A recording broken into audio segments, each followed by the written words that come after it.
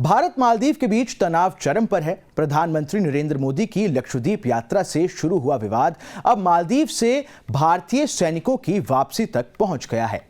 मालदीव के मंत्रियों की बदजुबानी से पूरे भारत में गुस्सा है। इस विवाद के चलते कई भारतीय टूरिस्ट ने अपनी मालदीव की यात्रा कैंसिल कर दी, जिससे मालदीव की टूरिज्म इंडस्ट्री को हर दिन करोड़ों का नुकसान हो रहा है। लेकिन इस विवाद के चलते सिर्फ मालदीव की टूरिज्म इंडस्ट्री को ही नहीं बल्कि कई अन्य इंडस्ट्री को भी नुकसान हुआ है।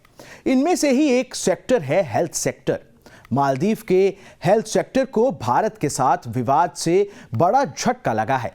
दरअसल मालदीव के लोग काफी हद तक हेल्थ केयर के लिए भारत पर निर्भर हैं। मालदीव में छोटे अस्पताल तो हैं, लेकिन बड़ी परेशानी में राजधानी माले आना पड़ता है। वहीं बड़ी सर्जरी जैसी जरूरत में लोग भारत का रुख करते हैं। साल 2015 में इंडियन मेडिकल टूरिज्म इंडस्ट्री ने बताया कि मेडिकल टूरिज्म के लिए भारत आने वाले सबसे ज्यादा लोगों में मालदीव के लोग शामिल थे। साल 2021 में इलाज के लिए भारत आने वालों में मालदीव तीसरे नंबर पर था। लेकिन मालदीव के हिसाब से देखें तो फॉरेन मेडिकल टूरिज्म में वहां से सबसे ज्यादा लोग भारत आए। ट्रीटमेंट ही नहीं, ह्यूमन रिसोर्स में भी भारत मालदीव की मदद करता रहा है, जैसे कि डॉक्टरों और नर्सों की ट्रेनिंग करना। बीएमसी हेल्थ सर्विस रिसर्च की एक सर्वे के मुताबिक मालदीव के 98% लोगों ने ये माना है कि मेडिकल टूरिज्म के लिए भारत या फिर श्रीलंका जाना पसंद है। मतलब ये कहना गलत नहीं होगा कि मेडिकल टूरिज्म के लिए भारत मालदीव के लोगों की पहली पसंद है। आइए अब ये जान लेते हैं कि भारत से छिड़े विवाद के चलते चीन समर्थक मुइजू अपने लोगों की सोच और आदत कैसे बदल रहे हैं।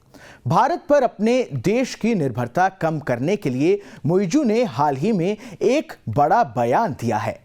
दरअसल मुइजू ने 13 जनवरी को यह ऐलान किया कि अब उनके लोग मेडिकल टूरिज्म के लिए थाईलैंड और यूएई भी जा सकेंगे।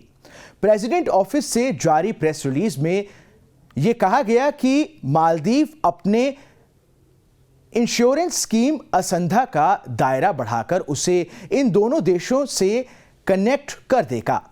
इसके अलावा दवाइयां सीधा यूरोप और अमेरिका से मंगाई जा सकेंगी। प्रेस रिलीज में बिना भारत का नाम लिए कहा गया कि मालदीव कुछ देशों पर अपनी निर्भरता कम करेगा। आपको बता दें कि टूरिज्म इंडस्ट्री और हेल्थ इंडस्ट्री के साथ साथ मालदीव की फूड इंडस्ट्री भी भारत पर टिकी है। मालदीव चावल, फल, शक्कर, सब्जियां, पोल्ट्री प्रोडक्ट्स और मसाले भारत से लेता है। मालदीव के पास सीमित जमीन है, इसमें भी खेती लायक जमीन और कम हो जाती है।